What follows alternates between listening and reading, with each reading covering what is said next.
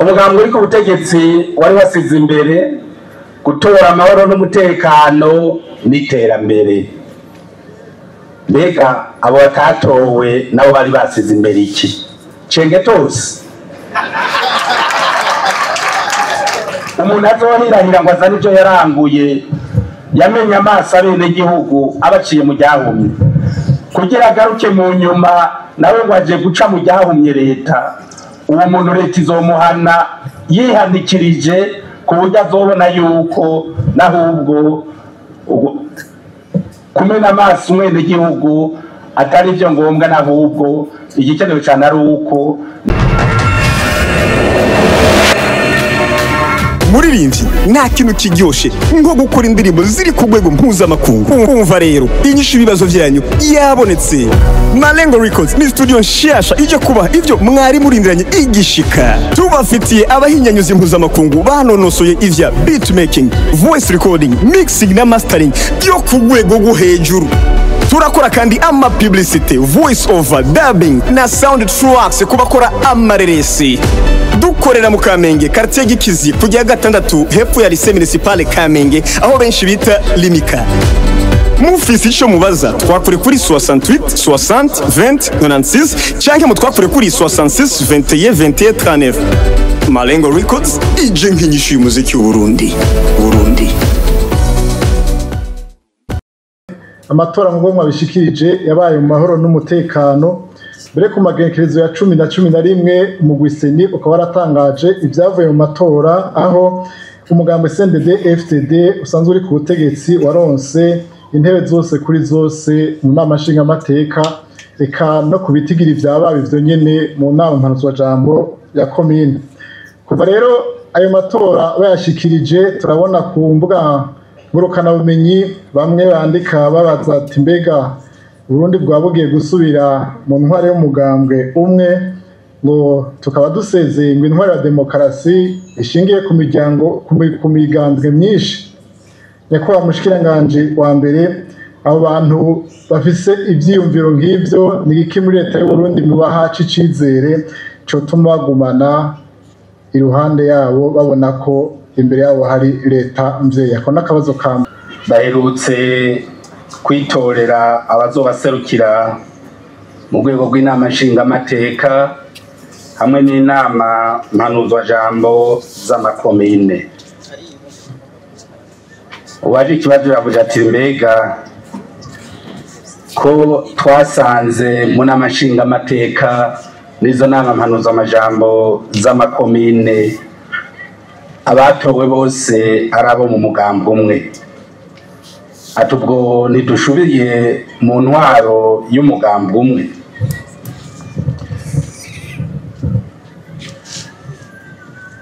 Naciye nibaza ikibazo nti mbega kuba mu migambwe myinshi bibonekera mu rwego rw'inama nshingamateka hamwe n'inama z'amakomine? Ico naco ni ikibazo nibajije nanje.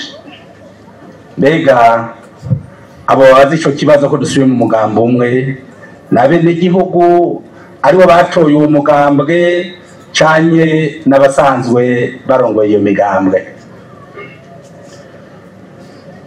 Ivyo nanje nibibazo nibajije.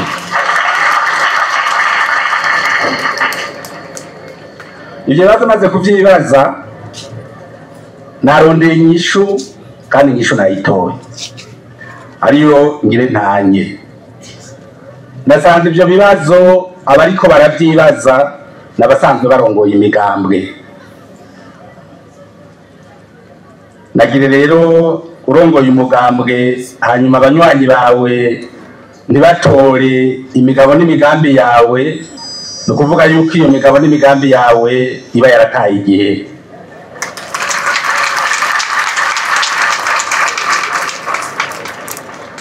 Nagira mpamagarire rero bene wacu basanzwe barongoye imigambwe kugira imigambwe yabo bayishire ku rutonde rw'ibihe tugezemwo.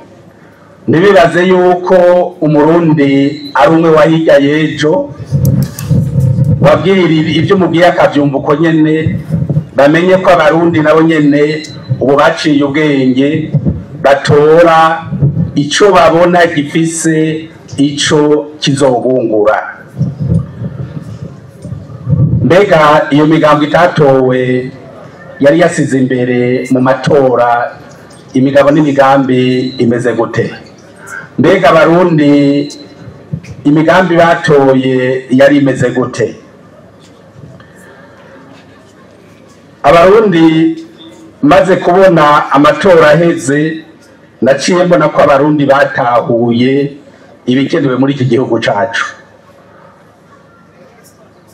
Mbonye uko bahunze amajwi umugambi uri ku butegetsi, nkaraba n'icivugo umugambi uri ku butegetsi wari wasize imbere, naciye mbona ko abarundi babona iyo bavuye, babona aho tugeze, kandi bariko baraba iyo turiko turaja.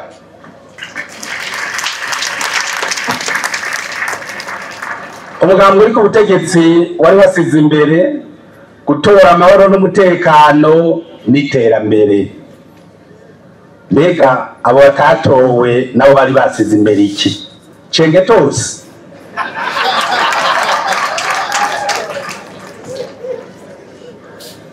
Nimba abarundi barabonye ko bategerezwa bose gutora ata n'umwe avuyemwo mu butandukane bwabo, bagatora amahoro n'umutekano n'iterambere, ivyo nivyo abarundi uno munsi bakeneye. Mpamagarire rero abafise imigambi itakiri ku gihe nabo bahindure amaprojet de societe yabo, bashira imbere amahoro n'umutekano n'iterambere, bareke kuvuga politike gusa atakiri kintu kimwe ariko barakora. Kuvuga rero ko dusubiye mu mugambi umwe habe namba dusubiye mu mugambi umwe, kuko umugambi umwe ntukaragarira mu n'amashinga amateka n'inama z'amakomine. Imigambwe myinshi irekurwa n'ibwirizwa nshingiro ryacu ry'u Burundi n'abandi mategeko yose ayikomokako. Ni ukuvuga yuko imigambwe, kubaho kw'imigambwe myinshi si izo nzego zibiri zivuga ngo turi mu migambwe myinshi, imigambwe myinshi tuyibamo kubera ko amategeko y'igihugu arekura yuko imigambwe myinshi ibaho mu gihugu cacu. Ayo mategeko rero tuyafise rero nabwo tugiye mu mugambi umwe. Nimba amatora y'ibihumbi 2025 abenegihugu batoye umugambi umwe, barashobora gutora imigambwe 4 canke 5 mu bihumbi 2030, mu gihe abo bene bacu barongoye imigambwe bogira kuri izi mpanuro nabahaye, nabo bagatondesha imigambwe yabo baravye ibihe tugezemwo. Nagiye mpumuriza abarundi rero, ntihagire uwubahuma amaso ngo batoye nabi ngo kubera ko batoye umugambi umwe, batoye ico bari batahuye babona gifise ko kizobamarira ejo na hirya y'ejo. Abo bandi nabo babasamaza babima amatwi, n'ahubwo babandanye babungabunga y'amahoro n'umutekano, kandi bagenda ku kivi kugira iki gihugu cacu c'u Burundi naco kive mu bihugu bavuga ko bikenye, nahubwo naco gitangire gufasha ibindi bihugu, kubera yuko byose birashoboka dusohoye ingufu zacu tugahingura agataka Imana yaduhaye, na cane cane ko yaduhaye agataka kamera byose ata kintu na kimwe kibuzemwo. Murakoze. Yabajije ati mbega leta y'u Burundi izoguma igaragaza gute koko ko ari leta mbyeyi? Dufate canke twongere ko yuko nk'ibibanza byose bifata ingingo abandi bantu mu yindi mice bazohabwa ijambo, mu gihe n'ubundi bamwe bavuga bati ibibanza bitandukanye mu gihugu bifiswe n'umugambwe umwe, ubu naho birashobora kunyuka ugasanga hakora ya ntumbero nyene. Yabaje ati leta mbyeyi izogaragara gute? Murakoze cyane. Nagira maze menyeshe yuko leta mbyeyi ndigaragarira mu migambwe. Leta mbyeyi igaragarira mu gutunganiriza abenegihugu. leta nibaza ko izo bana yitunganiriza abenegihugu, na cyane cyane ko leta isukurira abenegihugu. Abo nabo bavuga bati ibibanza bizojamwo, abo urumva baricari muri ya magaburanyama, ni bamwe navuze nyine ko batagira imigambi, bibaza yuko bashobora gushika mu bibanza bicanye biriya basizweyo n'iyo migambwe.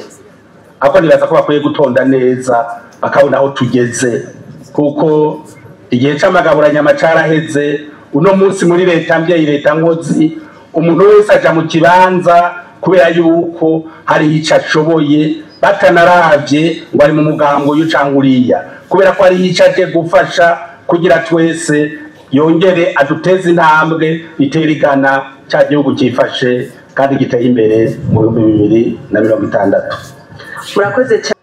Haraheze igihe ubushikiranganji bw'ubudandaji bushinze ibiciro ku masoko y'ibifungurwa n'ibindi vyankenerwa, ariko kuva ivyo biciro bigiyeho ntivyigeze bikurikirwa, ahubwo aho gukurikizwa vyagumye biduga. Ivyo bikaba biba abajejwe intwaro babona, aho ni mu gihe n'ubushikiranganji murongoye bwari bwateye akamo abajejwe intwaro hamwe n'umutekano ko bofasha kugira ngo ivyo biciro vyubahirizwe. Mbega habuze iki uno munsi umwenegihugu yo kwitura nde? Ku kibazo kijanye n'ibifungurwa nibaza ko abantu hariho ivyo bitiranya. Leta ishinze igiciro, igashinga igiciro cy'ibiharage, ibi byose vyimburwa, ikagishinga igiciro leta ishinze, ntibivuze ngo icyo kintu gica kigurwa amafaranga amwe mu gihugu cose. Ibyo byose tuze turavyumvikanako. Nimba ishinze igiciro c'ibiharage, si ukuvuga yuko ivyo biharage mu Kirundo bizogurwa leta yashinze, n'Ibujumbura bigurwayo leta yashinze. Tuze tuvyumva kumwe n'ibikunda, kubera ko ibiharage kugira bive mu Kirundo bishika Ibujumbura hariho ayandi magarama yandi uwabiranguye agerekako. Ivyo byose bigeze Ibujumbura, uwazanye vya biharage ayo mafaranga ategeza kuyongerako. Ni naco gituma nimbe mwarabonye uko nyakubahwa umushikiranganji w'ubudandaji yagize ibiciro, yavuze ati guhera kuri iki giciro gushika kuri iki giciro. Ni ukubera ko atashobora kumenya mbega ukuye ibiharage mu Kirundo akabishikana Ibujumbura aba yarishangaye, ukuye ibiharage mu Kirundo akabishikana Ingozi aba yageretse kwangaye. Aho rero nibigenda kuba mushikiranganje n'abagati mu gihugu yavuze yuko abajejwe intwaro ari baca bahagararira bakavugana n'abagenzi babo ati kugira bive mu Kirundo bishike Ingozi hagerekwa kwaya, kugira bishike mu Kayanza, kugira bishike mu Rumonge hagerekwa kwaya. Ivyo rero nibaza ko rero twoza turabitandukanye, nituvuge ngo leta yashinze igiciro ngo hanyuma ngo igiciro kizoca kiba kimwe ku isoko mu gihugu cose, nivyo kunda. Ikindi nagira ngira ico nshikirije ko ni kuri iki kibazo kijanye na Anagesa n'ikigo cy'igihugu yavyishuye, ariko ico nagira nshikirize niki ico twitiranya naho nyene ngaha, nuko tuzi neza yuko kubera kahise twaciyemwo, aho umurimyi ashoye ku isoko ugiye gusuma ayo muhaye acatwarayo nyene. Ibyo twarabibayemwo. Uno munsi rero no kumenya yuko iruhande y'inguvu umurimyi ashira mu kwimbura ivyo yarimye, leta nayo irafise inguvu ishiramwo kugira uwo mwimbo uboneke.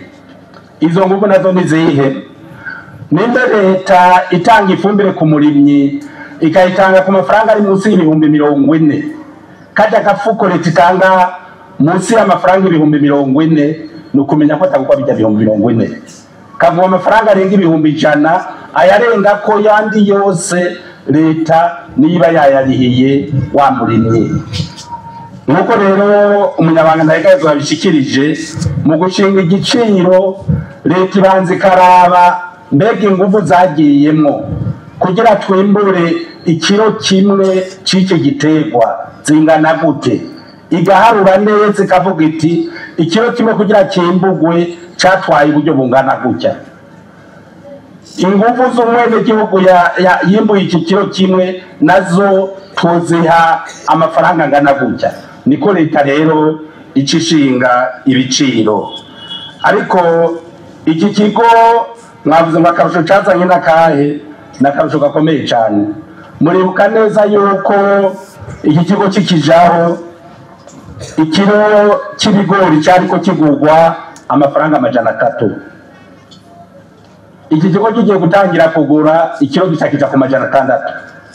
Umwaka wakurikiye gisakija ku 1700. N'uyu mwaka kiri ku 1700. Nibaza yuko iki kigo cyazanye akarusho gakomeye ku barimyi, mugabo kandi ku musumyi nawo nka twebwe turabakozi ba leta duca tubona umenga turahohotewe ko bari kureka bikagurishwa uko ugiye gusuma bishaka agatanga yabonye. Mugabo aho naho tumenye kimwe, tudahaye inguvu umurimyi, tumenye neza yuko ejo canke hirya y'ejo tuja dusubira muri mwe twabayemwo, aho tuzosanga inzara yateye mu gihugu cacu.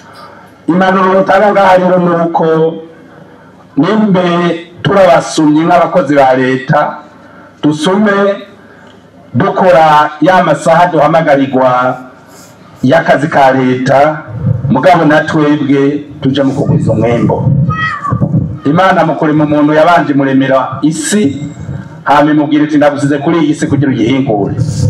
Nta kintu na kimwe kizotuma igihugu cacu gitera imbere atari uguhingura akagataka Imana yaduhaye. Murakoze. Ariko nyakwa mushikiranganje wa mbere mugifise ijambo, hari n'abarimyi ku ruhande rw'abarimyi bidoze bati anagese uyu mwaka ntiyaje kutugurira, ugasanga bariko baragurisha ibigori ku mafaranga 1100, 1300 kubera ko abakozi ba anagese batabaguriye mu ntara. Habuze kugira ngo anagesa itora umwimbo wose. Uyu mwaka leta ntiyari bwatangire kugura ibigori, niryo gendekerezo nyakubahwa umunyamabanga ntahegahizo yashikirije bazotangira kugurira ku mwimbo ibigori.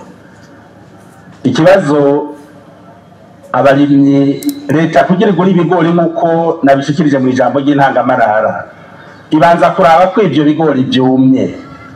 Iyo uciye wihuta rero kugira ngo leta iciza kukugurira ukibikura mu murima, usanga bitoroshe. Ibigori uko bituma neza niko bigeze no mu madepo bica vyononekana.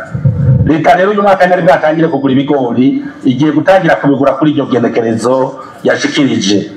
Icyo nca kandi nsaba ngaha, nsaba abadandaza, leta ibigori ije kugura si ibigori byaguzwe n'abadandaza.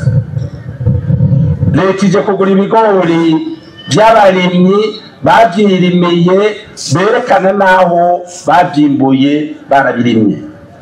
Umuntu azohirahira ngo azane ivyo yaranguye yamenye amaso abenegihugu abaciye mu ryahumye, kugira agaruke mu nyuma nawe ngo aje guca mu ryahumye leta.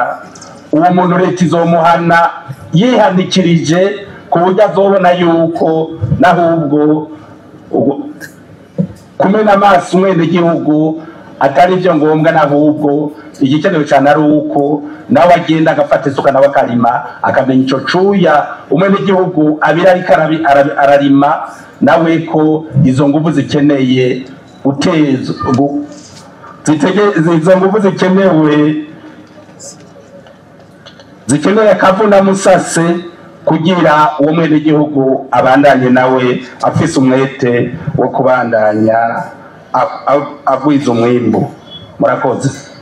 Hari n'ibijanye n'ibiciro by'ibinyobwa bihingurwa n'ishirahamwe Braludi rikorera hano mu Burundi, byo atawukimenya igiciro cemewe n'amategeko n'ikitemewe, aho nk'akarori usanga nk'inzoga yo mu bwoko bwa Musel canke Royal ziri hagati y'ibihumbi 200, ziri hagati y'ibihumbi 15 na 20 mu mafaranga y'amarundi. Nivyo bikaba abajeje intwaro n'umutekano babona. Mbega none habuze iki kugira ngo umwenegihugu yubahirizwe ashobore kuronka ivyo akeneye ku giciro cemewe n'amategeko? Murakoze. ku bijyanye n'ibiciro bimwe by'inyobwa bya Braludi ibindi biciro byashikirijwe n'ubushikiranganji bujejwe ubudandaji ko byaba bitubahirizwa. Icya mbere cyo novuga nuko ku binyobwa bya Braludi ingingo zarafashwe, gusa nuko ngira ngo uyu cyangwa uyundi atoba azi ukungene biriko biragenda, nuko ufashwe yadugije ibeyi ku rugero cyangwa urundi. Icya mbere dukora twugara ako kabari. Icya kabiri dukora nuko uwo afashwe tumuca amande na dosiye tukayimukorera kuko n'amategeko aba yarenze kuri ibinyobwa bya Braludi. Mugabo ngira ngo ntibayikurikiza hose ko icyo kibazo kiguma kigaruka, ariko twarakoze isekeza rikwiye ko umuntu wese agiye kudandaza ku ibeyi itekwe n'amategeko agasubira kudandaza icyo kinyobwa nicyo kimwe n'isukari cyangwa isima ya Buseko. N'abaciriyemo hari ibiharuro mwaba mufise by'ububare bumaze kugarwa kugira n'abatarabikurikiza bumve yuko ingingo zafashwe? Ibiharuro noba mbeshe ngo ndabifise byose, mugabo ubare bwo bamaze kugarwa haba hagati mu gihugu cyangwa mu gisagara cya Bujumbura, kandi n'abafatwa barafashwe n'amande yaraciwe. Ibiharuro umuntu yovyegeranya ariko sibike. N'abajeje intwaro murabona bakorana n'ubwo bubare buduze ibiciro?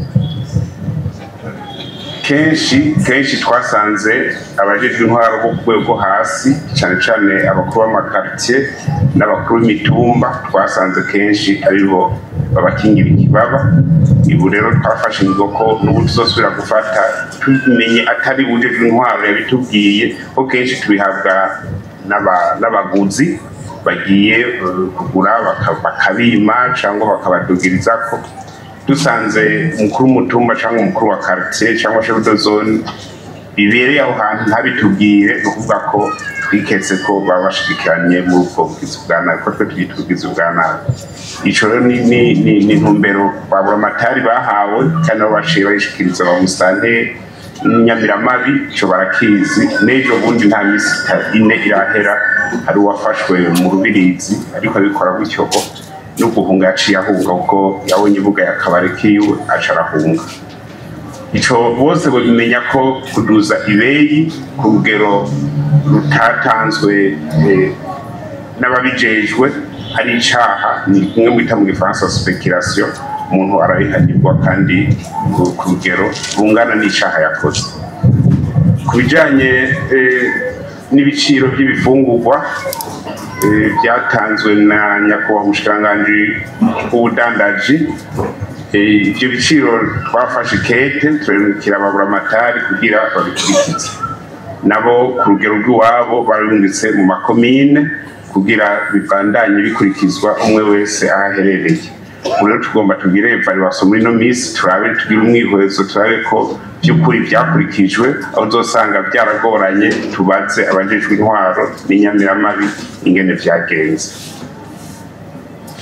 Murakoze mu bushikiranganji bujeje muririmbyi nta kintu kiryoshe nko gukora indirimbo ziri ku rwego mpuzamakungu. Umva rero inyishu ibibazo byanyu yabonetse. Malengo Records ni studio nshasha ije kubaha ivyo mwari murindiranye igishika. Tubafitiye abahinyanyuzi mpuzamakungu banonosoye ivya beatmaking, voice recording, mixing na mastering byo ku rwego rwo hejuru. Turakora kandi ama publicity, voice over, dubbing na sound tracks kubakora amareresi.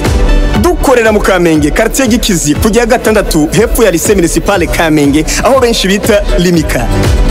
Mufisi ico mubaza twakure kuri 68 60 20 96 cyangwa mutwakure kuri 66 21 21 39. Malengo Records ije nk'inyishu y'umuziki w'Uburundi.